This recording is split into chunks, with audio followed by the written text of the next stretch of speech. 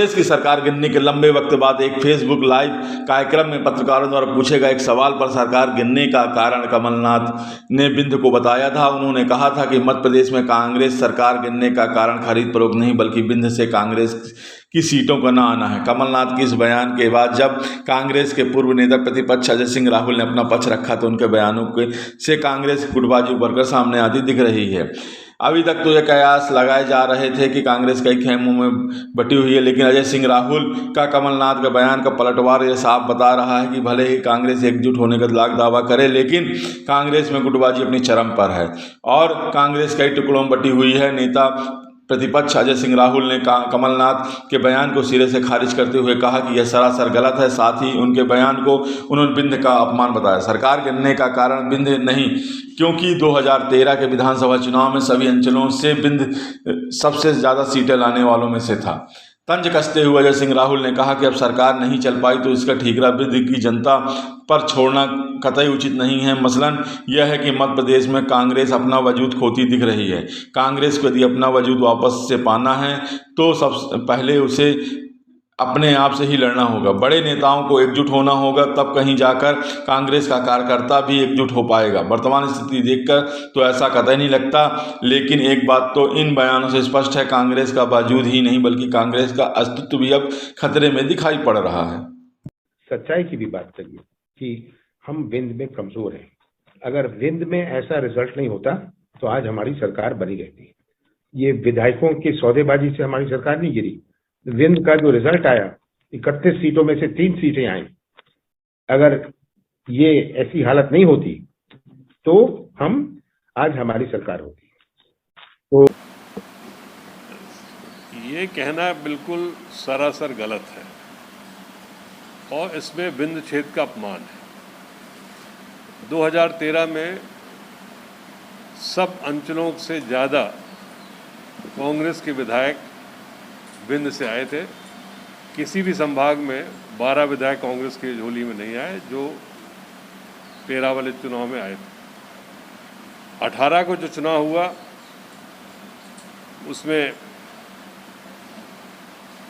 किसी को कहने की ज़रूरत नहीं है कि गिनती के कितने दिन पहले कौन बांधवगढ़ में डेरा डाले हुए था और क्या क्या हुआ।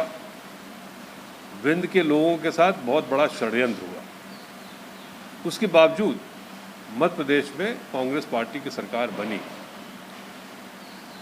अब चल न पाई, इसके लिए विंध्य क्षेत्र की जनता के ऊपर ठीकरा फोड़ा जाए, ये कतई उचित नहीं। यहाँ के कार्यकर्ताओं का, यहाँ की जनता का मनोबल ऐसी बातों से गिरता है।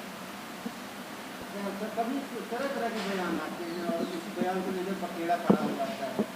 महिला में कमलनाथ जी आए थे, किसी अध्यक्ष जी, उन्होंने एक बड़ा बयान दे दिया कि भारत अब विश्व में बदनाम हो चुका है, जो पहले सलमान साहब का नाम चल गया था। इस तरह का बयानबाजी से आपको लगता है कि मनोबल लोगों को टूटता भी है और बीजेपी को बाधित भी जाता है। हाँ, थोड़ा संयम रखें। मामले में कोई भी व्यक्ति हो, चाहे कमलनाथ जी हो, चाहे अजय सिंह हो, चाहे जो हो, कुछ ऐसे मुद्दे होते हैं जिनसे बोलने से कुछ तकलीफ हो जाती है और भारतीय जनता पार्टी तो ऐसे मौक़ों की तलाशी करती रहती है। हम क्यों मौका दें? कहा जा रहा है कि जो आंकड़े सरकार द्वारा दिए जा रहे हैं,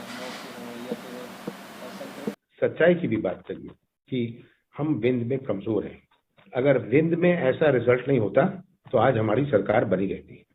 ये विधायकों की सौदेबाजी से हमारी सरकार नहीं गिरी। विंध्य का जो रिजल्ट आया, 31 सीटों में से 3 सीटें आई। अगर ये ऐसी हालत नहीं होती तो आज हमारी सरकार होती। तो हम इस पर कल ही शाम को मैंने विंध्य पर मीटिंग करी है। हम विंध्य पर एक नई रणनीति बना रहे हैं। आज लोगों की सोच बदल गई।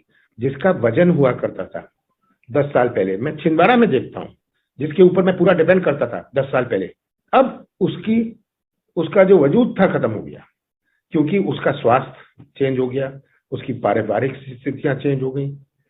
तो आज हमें एक नई टीम बनानी है और मैं हर जिले के लिए प्रभारी बना रहा हूं। वो जाके रणनीति बनाएंगे। विंध्य में ऐसी सीटें हैं जो हम 5-6 दफे हारे हैं। क्यों हारे हैं, इसका पोस्टमार्टम मैंने किया है। ये सब मैं करता रहा हूँ। ये पोस्टमार्टम बहुत अच्छा पोस्टमार्टम आया कि क्यों हम हारते हैं। जो हम 4 दफे, 5 दफे, 6 दफे सीट हार रहे हैं, ऐसी कई सीटें हैं, लगभग 60 सीटें हैं।